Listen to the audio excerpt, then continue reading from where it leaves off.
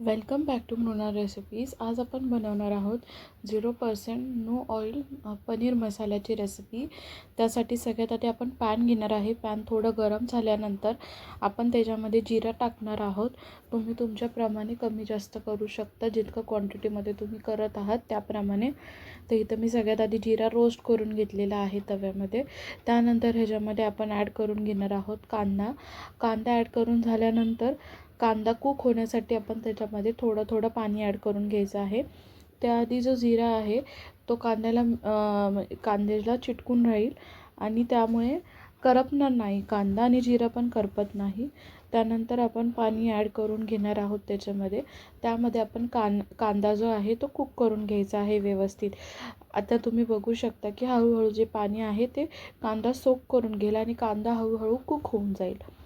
तर तुम्हाला जोपर्यंत असं परफेक्टली वाटत नाही की कांदा कुक झाला आहे, त्यामध्ये थोडं पाणी तुम्ही ॲड करत राहायचं आहे आणि कांदा जो आहे तो कुक करून घ्यायचा आहे। तुम्ही बघू शकता यात कांदा कसा कुक झालेला आहे। त्यानंतर आपण ह्याच्यामध्ये टोमॅटो ॲड केलेला आहे। एक कांदा आणि एक टोमॅटो इथे मी यूज केला होता। त्यानंतर मिक्स करून घ्यायचं आहे व्यवस्थित आपण टोमॅटोला सुद्धा कांद्यासोबत। त्यानंतर टोमॅटोला पण जर तुम्हाला प्रॉपरली कुक करायचं आहे तर तुम्हाला ह्याच्यामध्ये थोडं करून पाणी ॲड करायचं आहे आणि मग आपण परत टोमॅटोला सुद्धा कुक करून घेणार आहोत। हळूहळू जसं आपण कुक करून घेतो ना टोमॅटो आणि ऑनियन्सला, तुम्ही बघू शकता त्याची साईज जी आहे ती कमी होते आणि टोमॅटोसुद्धा थोडा म्हणजे ज्यांना असं म्हणजे टोमॅटो जाडसर आवडत नाही तर आपण शिजवल्यानंतर ते समजून पण येत नाही की आपण त्याच्यामध्ये टोमॅटो ॲड केलेला आहे करून। त्यानंतर आपण ह्याच्यामध्ये पाणी ॲड केल्यानंतरच सगळे मसाले ॲड करणार आहे। हळद ॲड करायची आहे, मीठ ॲड करायचं आहे, लाल मिरची पावडर ॲड करायची आहे आणि गरम मसाला ॲड करायचा आहे आणि चांगलं त्याला मिक्स करून घ्यायचं आहे।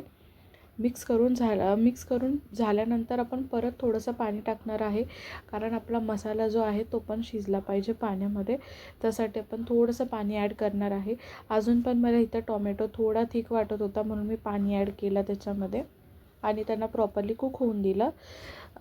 जेव्हा तुम्ही पनीर ॲड करणार आहात ना तेव्हासुद्धा तुम्ही आधी थोडंसं पाणी ॲड करा, जेणेकरून मसाला जास्त बनेल आणि पनीरला व्यवस्थित लागेल।